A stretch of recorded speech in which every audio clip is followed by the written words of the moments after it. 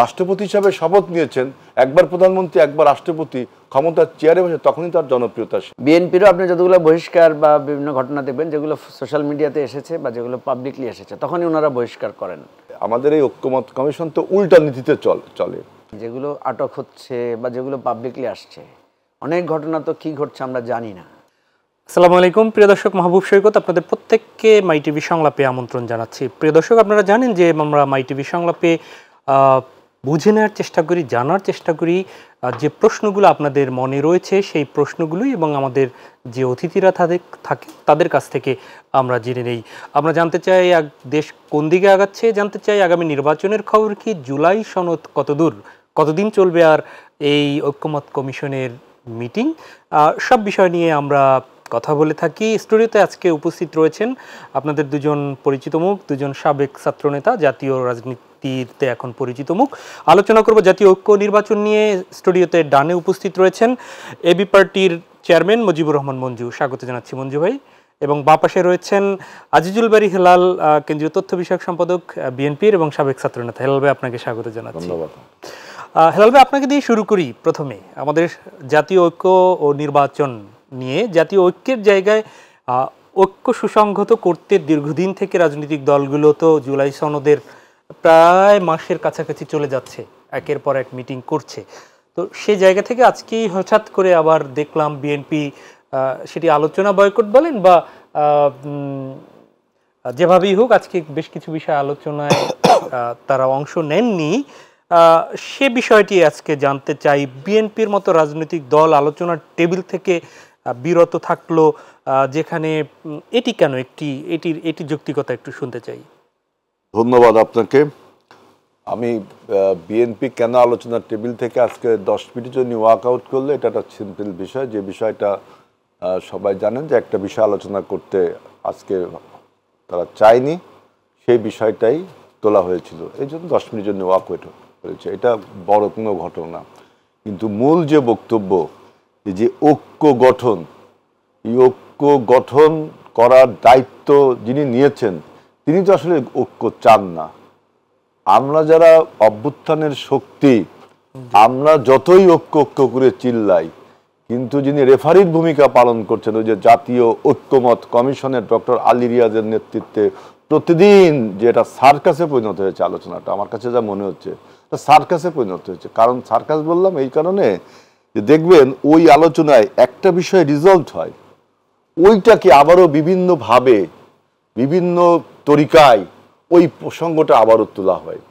তার মানে আমাদের এই ঐক্যমতের আলোচনাকে দীর্ঘায়িত করে বলবে যে রাজনীতিবিদদের মধ্যে ঐক্য নেই। এই কথাটা বললে কিন্তু জনগণ খায়ও ভালো।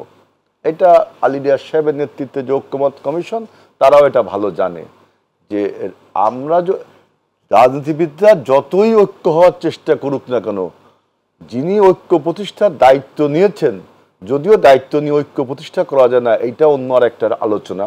হ্যাঁ, ঐক্যটা স্পন্টেনিয়াসলি হয়, মানুষ ঐক্যবদ্ধ হয়ে লড়াই করে না, লড়াই করতে করতে মানুষ ঐক্যবদ্ধ হয়। কিন্তু এইখানে তো আমাদের এই ঐক্যমত কমিশন তো উল্টা নীতিতে চলে, আরও একটা উল্টা নীতি এবং আরও কিছু বাইরের নীতি চলে। এই প্রসঙ্গগুলো আসবো। একটা বিষয় রিজলভ হয়, সেই বিষয়টাকে আবার বিভিন্নভাবে তোলা হয়। যেমন দেখেন যে প্রধানমন্ত্রীর মেয়াদ, তারপরে প্রধানমন্ত্রী দলীয় প্রধান হতে পারবেন কিনা, এইসব সেটেলড ইস্যু, আমি যতদূর জানি সেটেলড ইস্যু, এগুলোকে আবারও তোলা হচ্ছে। প্রধানমন্ত্রী দলীয় প্রধান হতে পারবেন কিনা, এর পক্ষে যুক্তি এবং অযুক্তি বা যুক্তি যা অনেক কিছু কথা বলা গেছিল, বারবার জনগণকে বলার কিছু নেই। আমরা বলেছি যে মানুষের অধিকারকে ক্ষুণ্ণ করা হয়, এই একজনকে আপনি প্রধানমন্ত্রী হতে দেবেন না, একজনকে দলের প্রধান হতে দেবেন না। অর্থাৎ এই ঐক্যমত কমিশনের একটা জায়গায় তারা ঐক্য হয়েছে, ওই ঐক্যমত কমিশন, যে পরবর্তী যে সরকারটা হবে নির্বাচনের মাধ্যমে, পরবর্তী যে সরকারটা হবে, সেই সরকারটাকে যদি পঙ্গু বানানো যায়, সেই সরকারটাকে যদি দুর্বল বানানো যায়, তাহলে কি হবে? বাংলাদেশে একটা টিউনিশিয়া মার্কা সরকার, গণ অভ্যুত্থানের ফল হবে টিউনিশিয়া, গণ অভ্যুত্থানের ফল হবে মিশর। এই যে প্রজেক্ট, আমি আমার সন্দেহ থেকে বলছি এবং আমার রাজনৈতিক অভিজ্ঞতা থেকে দীর্ঘ দিনের আমি যে ঘটনাগুলো আমি দেখেছি এর থেকে বলছি যে এই বাংলাদেশের তারা যে কথাগুলো বলছে, সংস্কার, জুলাই সনদ, তারপরে পিআর পদ্ধতি, অনেক terminology, lots of terminology are using here. আমি তো মনে করি বাংলাদেশে এখন সবচেয়ে বড় যে সংস্কারটা দরকার সেটা হলো একটা মানুষ তার ভোটের অধিকারটা কিভাবে ফিরিয়ে পাবে, সে যাতে নিশ্চিন্তে নিরাপদে তার নেতা নির্বাচনের জন্য তার ভোটটা দিতে পারে এবং সেই ভোটটা যেন গণনা করা হয় এবং গণনা করে সেটা যেন প্রকাশ করা হয়, যা 17 বছরে হয়নি। এইটা যদি করতে পারে, এই সংস্কারটা যদি করতে পারে, তাহলে সমস্ত সংস্কার আপসে আপ, দ্যাট মিনস অটোমেটিক্যালি এইগুলো হবে। আপনি মনে রাখবেন যে রাজনীতি is a culture, it is not a association or not a NGO or not a disciplinary force. এটা এক ধরনের সংস্কৃতি যা প্রবাহমান বা চলমান, যা অগ্রসমান। একে আপনি কিছু ডুজ আর ডোন্টস দিয়ে একে যদি আপনি বেঁধে ফেলতে চান তাহলে কিন্তু সেটা কখনো টেকসই হয় না এবং সম্ভব না। সংস্কৃতি কি বাধা যায়? সেজন্য আমি বলছি এই ঐক্যমত কমিশনের একটাই লক্ষ্য যে আগামী যেই সরকারটা গঠন থাকে তাকে কিভাবে পঙ্গু বানানো যায়, তাহলে সরকারটা দুর্বল হয়ে গেল। আপনি দেখবেন। হেলাল ভাই, আমি মানে আপনারা কখন বুঝলেন যে এটা সার্কাস, কখন বুঝলেন টার্গেটটা ঐক্যমত কমিশনের এই, আমি সেটি আপনার কাছে জানতে চাইবো। আমি একটু মঞ্জু ভাইয়ের কাছ থেকে ঘুরে আসি। মঞ্জু ভাই, আপনারাও প্রথম থেকে কমিশনের সাথে মিটিং করছেন। আজকে বিএনপি আমরা যতটুকু জানি তা হচ্ছে যে সাংবিধানিক প্রতিষ্ঠান যে কিভাবে গঠন হবে, সেখানে কমিশন কিভাবে গঠন হবে সেই আলোচনায় ছিল না। সেখানে আপনাদের অবস্থান কি, একটু এটি আগে একটু জানি। ধন্যবাদ সৈকত আপনাকে, টুকু ভাই এবং দর্শককে শুভেচ্ছা। আমাদের সাংবিধানিক প্রতিষ্ঠানগুলোর আলোচনাটা এইভাবে শুরু হয়েছিল যে একটা ন্যাশনাল কনস্টিটিউশন কাউন্সিল থাকবে যারা এই সাংবিধানিক প্রতিষ্ঠানগুলোতে নিয়োগ দিবে। যেটা আগে ছিল যে প্রধানমন্ত্রী সুপারিশ করতেন রাষ্ট্রপতিকে, রাষ্ট্রপতি নিয়োগ দিতেন। সেই জায়গায় আমরা বলছি যে প্রধানমন্ত্রী একা না করে একটা কমিটি, অর্থাৎ প্রধানমন্ত্রী, বিরোধী দলীয় নেতা, তারপরে আরও সংসদের স্পিকার, এরা মিলে 6-7 জনের একটা কমিটি, তারা এই সুপারিশটা বা এই প্রস্তাবনাটা দিবে।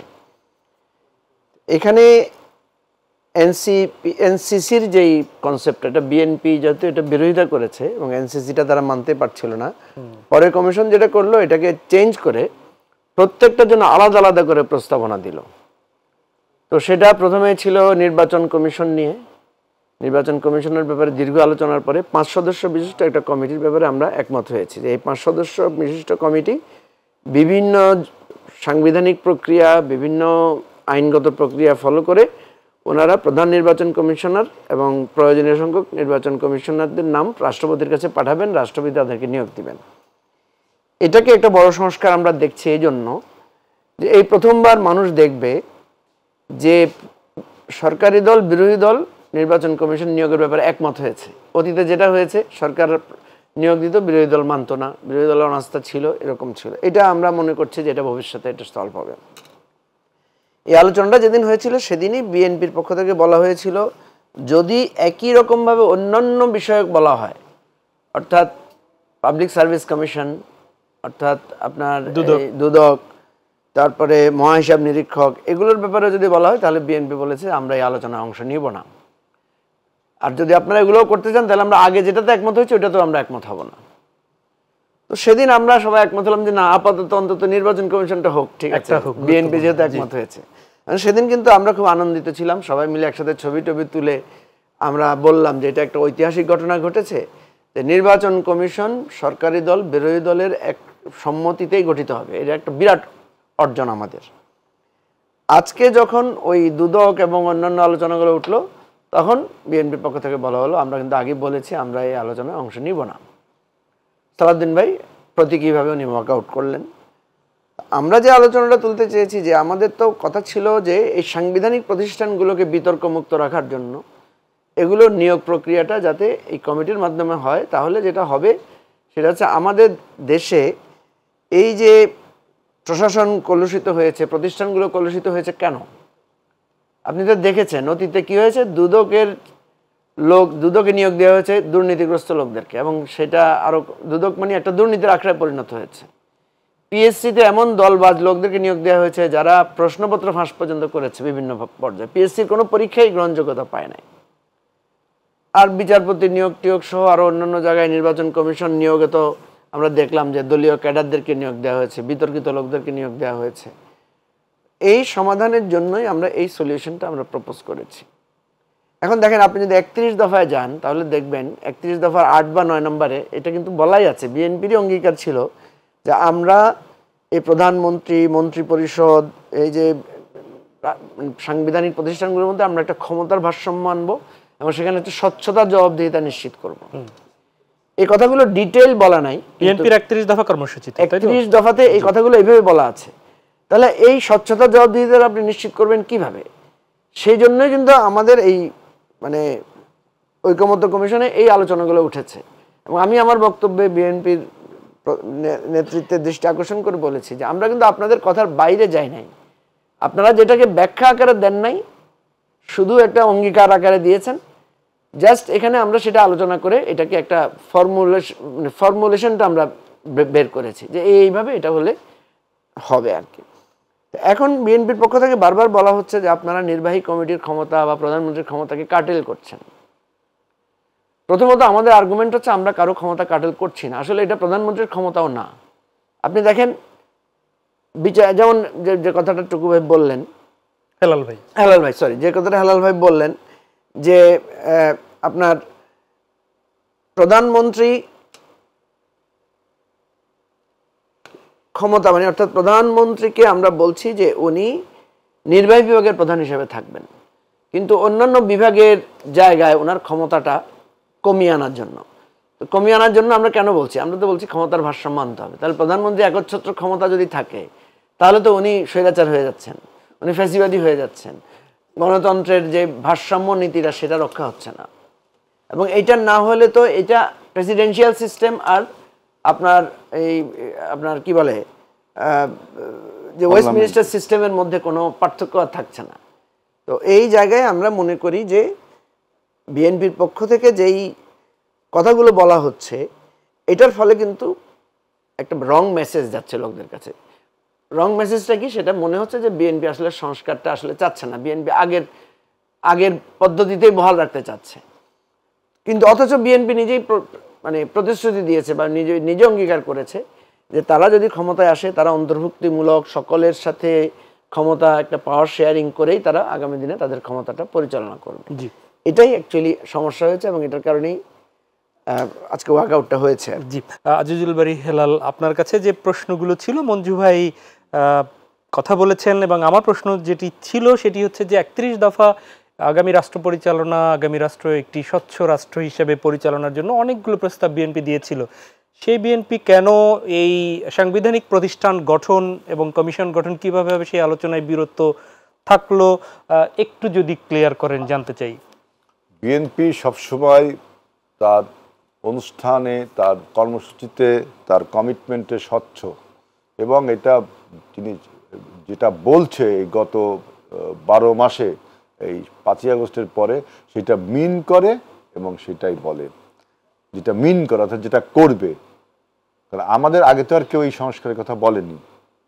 এই সংস্কারের উদ্যোক্তা কারা? আমরা, পায়োনিয়ার তো আমরা। আমাদের আগে কি কেউ বলেছে? আপনারা তো বলছেন এই মুক্ত যুগে, যখন যুগটা ছিল বদ্ধ, স্বৈরাচারের কবলে আবদ্ধ, তখন থেকে আমরা কিন্তু এই রাষ্ট্র, সরকার, সমাজ সবকিছু একটা সংস্কারের পরিবর্তনের তাগিদ দিচ্ছি।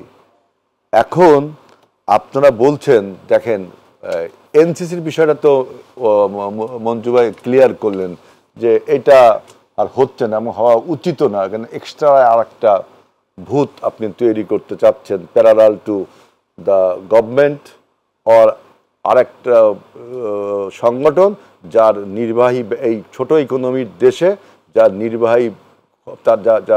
নির্বাহী খরচ করার মতো আরেকটা টাকা খরচের স্থান করছেন, আর আরও কিছু লোককে নেতা মানে ক্ষমতা দিচ্ছেন। আগে যদি 10 জন দুর্নীতি করতে, এখন আরো 10 জনের দুর্নীতি করতে পারে। তো যাই হোক, সেইখান থেকে তারা সরে আসছেন বুঝছেন, সেখান থেকে তারা সরে আসছেন। এখন যেটা বলছেন মঞ্জু ভাই, কি আমাদের বক্তব্যটাকে খেয়াল করছে কিনা বিএনপি বলছে সাংবিধানিক যে প্রতিষ্ঠানগুলো আছে, স্ট্যাটিউটারি যে বডিজগুলো আছে, like public service commission, like দুর্নীতি দমন কমিশন বা মহাহিসাব নিরীক্ষণ বা আরও যে সমস্ত কমিশনগুলো আছে, এই কমিশনগুলোর নিজস্ব একটা আইন আছে না? এই কমিশনগুলো চলে, এর একটা নিজস্ব আইন আছে। মনে করেন দুদক কমিশন, এর একটা নিজস্ব আইন আছে না? এই আইনে যদি আপনার মনে হয় যে এই দুদক আইনে যথেষ্ট শক্ত না, তাহলে আপনি আইনকে পরিবর্তন যোগ বিয়োগ সবই করেন, করে যাতে এই দুদকটা, এখন আপনি বলছেন এই দুদকের নিয়োগ কমিটি, এই নিয়োগ কমিটির কথা আমরা বলছি যে যদি নিয়োগ কমিটি করেন তাহলে সেটা একটা আপনি বাছাই কমিটি করতে পারেন, তাই না? আর একটা বাছাই কমিটি করার কথা বলছি। এবং দুদকের যে সমস্ত লোকজন আপনি নিয়োগ হবে, তারা যদি কোনো রকম আপনার ক্রিমিনাল অফেন্সের সাথে জড়িত থাকে, তার লায়াবিলিটি যেন তার নিতে হয়, সে আইনও ওই দুদক আইনে থাকুক বা পাবলিক সার্ভিস কমিশনে আইনে থাকুক। যেমন এবার নির্বাচন কমিশনের 2 নির্বাচন কমিশন, তাদের পতিত সরকারের পর তাদের কি দশা হয়েছে দেখছেন না?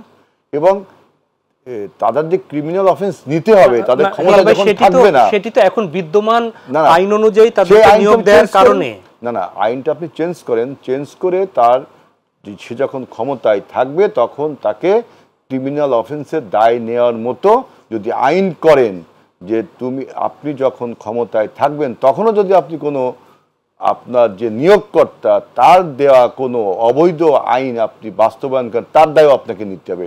যিনি নিয়োগকর্তা তার তো দায় আছেই, আপনাকেও নিতে হবে। তখন কি আর তিনি সেই দায়িত্বটা নিতে পারবে? এটা একটা হাইপোথেটিক্যাল, আমি বললাম, নিতে পারবে না। আরেকটা হলো যে আপনার যদি একটা বাছাই কমিটি করেন যে কে নিয়োগ করবে, সেই বাছাই কমিটিতে 2-1 নাম প্রস্তাব করলে একজন আপনি নাম দিলেন, তাই না? সেই নাম প্রেসিডেন্ট বা প্রধানমন্ত্রী নামটা আপনারা বাছাই কমিটিটা আপনি নিরপেক্ষভাবে করেন। এখন তাহলে এই কমিশনগুলোতে যদি এই যে এনসিসি করার বলা হয়েছে, সেখানে কি আপনি মনে করেন যে ক্ষমতাসীন যারা হবে আমি একটা কথা বলি, তাদের ক্ষমতা খর্ব হবে? না, শুনুন, আমি একটা কথা বলি। আমি আপনি মঞ্জু ভাই যতই আলোচনা করি, আমরা এটা নিয়ে টনকে টন নস্যি নাকের ভিতর ঢালতে পারি, কিন্তু এটা র্যাটিফাই, এটা অ্যাপ্রুভাল করতে গেলে তো সংসদ দরকার নাকি? আপনি ঘোড়ার আগে গাড়ি জুড়ে দিচ্ছেন কিভাবে? আপনি সংসদে যদি আলোচনাগুলো হয়, সবই করতে হবে। শোনেন, না, আপনাকে সাংবিধানিক রাজনৈতিক ধারাটা বুঝতে হবে। আপনি এখন যা যা করছেন ওই সংসদ যদি এইগুলো অ্যাপ্রুভ না করে, আপনি কি ওই সংসদকে আপনি দোষী বানাতে পারবেন? নৈতিকভাবে দোষী বানাতে পারবেন, আইনগতভাবে কোনো দোষী বানাতে পারবেন? সেজন্যই তো জুলাই সনদ, আপনারা আগে কমিটমেন্ট করবেন। জুলাই সনদ যদি না মানি, আপনি কি আমাকে কারাগারে নিতে পারবেন? আইনে কি তাই বলে? আমি বলি ইম্যাচুরিটির মধ্যে এই কথাগুলো কি জনগণের বোঝা উচিত। সুতরাং যেই জায়গাটা আমাদের দরকার, যে তর্ক বিতর্ক যেখানে হলে সেই জিনিসটা অ্যাপ্রুভ করবে। আমি যার হিসাবে স্কলার মতামত, এই এগুলো স্কলার মতামত, এইগুলোর এইসব আপনি একটা গুরুত্বপূর্ণ আলাপ, কিন্তু এই আলাপের জায়গা কিন্তু সংসদ। আপনারা রাজনৈতিক দলগুলো তো এই ব্যাপারে একমত হবেন। আমি যতটুকু বললাম যে রাজনৈতিক দলগুলোর কাছে জুলাই সনদের খসড়া পাঠানো হয়েছে, সেখানে বলা হয়েছে পরবর্তী যে গভর্নমেন্টে আসবে তারা 2 বছরের মধ্যে এগুলো বাস্তবায়ন করবে, এরকম। তাই তো মঞ্জু ভাই, এরকমই তো বিষয়গুলো। এটা তো কমিটমেন্ট। এটা কি আসলে তাহলে যারা জুলাই সনদ না মানলে কি হবে? এটি তো গুরুত্বপূর্ণ প্রশ্ন। হেলাল ভাই, না মানলে কিছু হবে না, আপনি নৈতিকভাবে দোষী করবেন। ব্যাপার হচ্ছে যে দুটো কথা। হেলাল ভাই যেটা বলছেন, আইনে তো কোনো সমস্যা নাই। সমস্যাটা কোথায়? এই যে ধরেন কনস্টিটিউশনাল পজিশনে যারা ছিলেন, আপনার এই রাষ্ট্র শেখ হাসিনার পদত্যাগের পরে বা শেখ হাসিনার পলায়নের পরে চিফ জাস্টিস কোথায়? উনি পালিয়ে গেলেন কেন? পিসি চেয়ারম্যান পালিয়ে গেলেন কেন? বা দুদকের চেয়ারম্যান মানে অন্তর্ধানে চলে গেলেন কেন? আমাদের মৌলিক জায়গাটা তো এখানেই, যে এখানে দলীয় নিয়োগগুলো হয়েছে। অথচ দেখেন আমাদের মূল জায়গার কথা হচ্ছে যে এই নিয়োগগুলো দলীয় নিয়োগ দেওয়া যাবে না। এই নিয়োগগুলোকে একটা নিরপেক্ষ জায়গা থেকে নিয়োগটা দিতে হবে। মঞ্জু ভাই, বিএনপি কি বলছে দলীয় নিয়োগ দেব? বিএনপি কি বলছে একবারও? না, এটা দলীয় সিস্টেমের কথা বলছে, আপনি একটা সিস্টেমের কথা বলছেন। দলীয় নিয়োগ দেওয়ার কথা কেউ বলে না ভাই। সমস্যা হচ্ছে দলীয় নিয়োগের কথা কেউ বলে না, কিন্তু সমস্যা হচ্ছে যখন নিয়োগের ক্ষমতাটা একজনের কাছে কেন্দ্রীভূত হয়। ধরেন আপনি যদি আমার অ্যাপয়েন্টিং অথরিটি হন, তখন আমি স্বাভাবিকভাবেই তদবির করব এই অ্যাপয়েন্টমেন্ট পাওয়ার জন্য, নাম্বার 1। নাম্বার 2 হচ্ছে যে আপনি যেহেতু আমার অ্যাপয়েন্টিং অথরিটি, আমি চেষ্টা করবো আপনার কাছে লয়াল থাকার জন্য। আমরা যে জিনিসটা চেয়েছি, যেমন আপনার মনে থাকার কথা, মির্জা ফখরুল ইসলাম আলমগীরের স্পষ্ট বিবৃতি আছে, উনি বলেছেন যে দুদক দুর্নীতি দমন কমিশন বিএনপি দমন কমিশনে পরিণত হয়েছে। তার মানে কি, একটা কনস্টিটিউশন বডিকে উনি বলছেন যেটা বিএনপির বিরুদ্ধে ব্যবহৃত হচ্ছে। হোয়াই? কারণ যখনই ওখানে এই ধরনের দল কানা লোকেরা গিয়েছে, নির্বাচন কমিশনে যেহেতু দল কানা, যেমন আমরা নির্বাচন কমিশন দ্বারা বঞ্চিত হয়েছি। আপনি দেখেন ইতিহাসে ঘটে নাই, 3টা নির্বাচন কমিশনার সিইসির বিরুদ্ধে এখন হুলিয়া, 2 জন অলরেডি জেলে আছেন। এখন এটাও তো আপনাকে দেখতে হবে যে সাংবিধানিক পজিশনে আপনি কখন কাজ করবেন, এটা তো একটা রিস্কি কাজ। তো আপনাকে যদি কালকে অফার করা হয় যে আপনি সিইসি হন, আপনি তো ভয় পাবেন। আমরাও তো একটা সিস্টেমের কথা বলছি, আপনারা একটা সিস্টেমের কথা বলছেন, কোন সিস্টেমটা বেস্ট না আপনারা এটা যাচাই করবেন। আপনারা সিস্টেমের কথা বলেন নাই, আপনারা কমিটমেন্ট করেছেন যে এই নির্বাচন কমিশন, দুদক, পিএসসি, নির্বাচন কমিশন সেট অ্যাসাইড, এগুলোকে আমরা একটা স্বচ্ছতা জবাবদিহিতার মধ্যে এনে কাজটা করব। এটা একটা কমিটমেন্ট। এখন কিভাবে করবেন, এই করতে গিয়ে প্রসেসের জায়গায় আমরা বলছি যে নিয়োগটা যদি কমিটির মাধ্যমে হয়, তাহলে প্রধানমন্ত্রীর উপর থেকে প্রেশারও কমে যায়, ওনারাও একটু স্বচ্ছন্দে কাজ করতে পারেন যে আমি উভয় পক্ষের। এখন ধরেন যদি বাছাই কমিটি বলছি, বাছাই কমিটিটা করেন না, search committee, that means search committee তো আছে। সার্চ কমিটি সুপারিশটা দেয় কার কাছে? দেয় হচ্ছে প্রধানমন্ত্রী, নির্বাহী প্রধান এবং নির্বাহী প্রধানের কাছে। নির্বাহী প্রধান সেখান থেকে একজনকে সিলেক্ট করে। রাষ্ট্রপ্রধান আছে এখানে একটা, রাষ্ট্রপ্রধান তো না, আপনি ক্ষমতার ভারসাম্য যখন করবেন তখন তো প্রধানমন্ত্রী একক ক্ষমতা অধিকারী হতে পারছেন না। প্রধানমন্ত্রীর যেটা অফার করে বা সুপারিশ করে তার বাইরে কি রাষ্ট্রপতি আসলে না, সেই জায়গা তো সংস্কার হচ্ছে আপনার, না সেই জায়গায় সংস্কার হয় নাই। সেই জায়গায় রাষ্ট্রপতি কিছু কিছু ক্ষমতা তো দেয়া হচ্ছে, মানে এখন দেয়া হয় না। আপনি দিবে, আপনাদের প্রস্তাবে তো আছে। রাষ্ট্রপতির জায়গাটা আমরা যেটা চেয়েছি সেটা হচ্ছে রাষ্ট্রপতিকে একটা ইলেকট্রাল কলেজ দিয়ে নির্বাচিত করার কথা আমরা বলেছি, আর 1-2টা জায়গায় রাষ্ট্রপতিকে ক্ষমতা দেওয়ার কথা বলেছে। এখানে যে জিনিসটা এসেছে যে রাষ্ট্রপতি প্রধানমন্ত্রীর উপদেশ অনুসারে কাজ করবেন বা পরামর্শ অনুসারে কাজ করবেন। তো এখানে প্রধানমন্ত্রী যার নাম পাঠাবেন রাষ্ট্রপতি তাকে নিয়োগ দিবেন। আর এখানে চেঞ্জটা হচ্ছে যে এই কমিটি যেরকম, এখানে তো প্রধানমন্ত্রী আছেন, আমরা যেটা পার্থক্যটা এখানেই যে প্রধানমন্ত্রী আগে নিজের খুশি মতো নিয়োগ দিতে পারতেন সুপারিশগুলোর মধ্যে থেকে, এখন সুপারিশগুলোর মধ্যে থেকে একটা কনসালটেশনের মধ্য দিয়ে ওনারা ঐকমত্য করে একজনকে দিবেন। ঠিক 1 মিনিট একটু জবাব চাই। এর আগের বার হেলাল ভাই বলেছে পরবর্তী সরকার পঙ্গু এবং দুর্বল সরকার করার জন্য ঐকমত্য কমিশনের যে বিষয়গুলো আসছে, এখন যেগুলো হচ্ছে সেইগুলো, এ ব্যাপারে আপনার মন্তব্য শুনতে চাই। সেই 1 মিনিট। না, একটা সরকার যদি সবাইকে নিয়ে চলে সে তো পঙ্গু হয় না, সে তো আরো শক্তিশালী হয়। একটা সরকার যখন সবার সাথে আলোচনা করে সিদ্ধান্ত নেয়, ঠিক আছে না? ধরেন একটা জরুরি অবস্থা ঘোষণা সরকার নিজে করতে পারে, কখনো কখনো সে সবার সাথে পরামর্শ করে করলো যে দেখেন রাষ্ট্রের এই ক্রাইসিসের মধ্যে আছে, আমরা জরুরি অবস্থা ঘোষণা, কোনটা বেশি শক্তিশালী হবে? যখন বিরোধী দল আপনার সাথে থাকবে, তাহলে দুদকের চেয়ারম্যান কে শক্তিশালী হবে? প্রধানমন্ত্রী যাকে নিয়োগ দিবেন তিনি, না প্রধানমন্ত্রী এবং লিডার অফ দি অপোজিশন মিলে যাকে নিয়োগ দিবেন তিনি? আমরা তো মনে করছি সেকেন্ড জন বেশি ক্ষমতাশালী হবে। এটা আপনারা মনে করছেন, আর বিএনপি মনে করছে যে আগের সিস্টেমে থাকলেই হয়তো বা ভালো হতো। আমরা 4 বার ক্ষমতা দেশ পরিচালনা করছি না, এবং আমরা গত প্রায় 50 বছর যাবত রাজনৈতিক দল এবং 4 বার দেশ পরিচালনা করছি। এবং পৃথিবীর বিভিন্ন দেশে আপনি কি কখনো দেখেছেন যে প্রধানমন্ত্রীর নির্দিষ্ট কোনো মেয়াদ আছে? একমাত্র দেশ বাংলাদেশ, সার্কাস তো আমি খালি বলিনি ভাই, একমাত্র দেশ বাংলাদেশ যেখানে প্রধানমন্ত্রীর ক্ষমতাকে আপনারাই তো বলেছেন যে না, এই যে আপনাদের এই যে সমস্ত খেলোয়াড়রা আছেন, আপনাদের এই ঐক্যতানে আমাদের তো মানে সারিন্দা কিছু বাদাইতেই হয়, তাই না? তাহলে তো আপনাদের ঐক্য থাকে না আপনার দেশের গণতন্ত্রের স্বার্থে, আলোচনার স্বার্থে। এই জন্য আমি বলছি যে দেখেন, আমরা নির্বাহী বিভাগকে আপনি যদি এত দুর্বল করেন, লায়াবিলিটিসটা নেবে কি? বিরোধী দলকে বলছেন, বন্ধু দলকে বলছেন, যখন একটা সরকার ফেল করে তখন লায়াবিলিটিসটাকে সরকার প্রধান নিতে না, দলটাকে নিতে হবে। শেখ মুজিবুর রহমান জনপ্রিয় নেতা, 3 বছরের বেশি ক্ষমতায় থাকতে পারেন নাই, আমাদের দেশে আপনি যে শেখ লং মুজিবুর টার্মে রহমান থাকবেন, আপনার আইডিয়ার সাথে আমার আইডিয়া মেলে না। শেখ মুজিবুর রহমান কখনোই জনপ্রিয় নেতা ছিল না। এটা আপনার ধারণা। উনি জনপ্রিয় নেতা কখনোই ছিল না বাংলাদেশে। আমি আবারও বেরসিকের মতো যখনই প্রধানমন্ত্রী এবং রাষ্ট্রপতি হিসেবে শপথ নিয়েছেন, একবার প্রধানমন্ত্রী একবার রাষ্ট্রপতি ক্ষমতার চেয়ারে বসে, তখনই তার জনপ্রিয়তা শেষ। আজিজুল বারী হিলাল, আপনার কাছে ফিরছি, খুব ছোট্ট করে জানতে চাই, আগামী নির্বাচন অবাধ এবং নিরপেক্ষ করতে আইন শৃঙ্খলা বাহিনীকে নির্দেশ দিয়েছেন আবারও প্রধান উপদেষ্টা। 60,000 সেনা সদস্য মাঠে থাকবেন, তার প্রেস সচিব জানিয়েছেন। সবকিছু মিলে তাহলে কি নির্বাচনের যে অনিশ্চয়তার বারবার কথা অনেকটা বলছিলেন, সেটি তো কেটে যাচ্ছে মনে হয়, না কি বলছেন সবকিছু মিলে?